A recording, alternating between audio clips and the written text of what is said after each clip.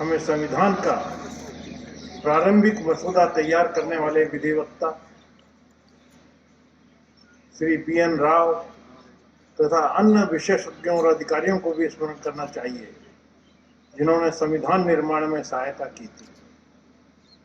बाकी 15 महिला सदस्यों ने भी योगदान दिया था।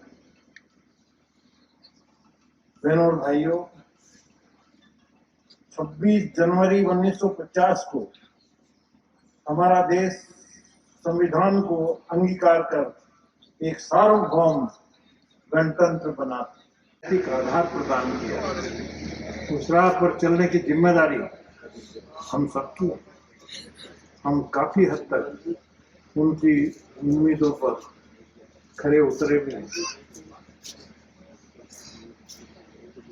भारत एक गरीब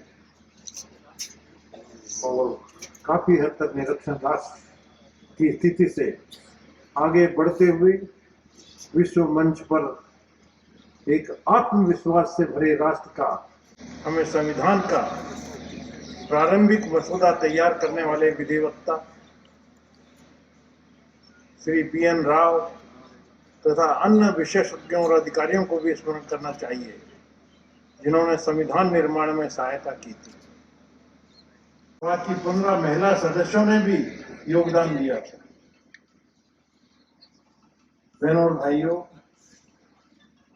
26 जनवरी 1950 को हमारा देश संविधान को अंगीकार कर एक सार्वभौम गणतंत्र बना, एक आधार प्रदान किया। उस राह पर चलने की जिम्मेदारी हम सबकी। हम काफी हद तक उनकी उम्मीदों पर खरे उतरे भी हैं।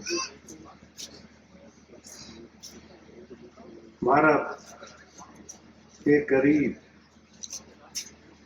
और काफी हद तक निरक्षर राष्ट्र की स्थिति से आगे बढ़ते हुए विश्व मंच पर एक आत्मविश्वास से भरे राष्ट्र का हमें संविधान का प्रारंभिक मसौदा तैयार करने वाले विधिवक्ता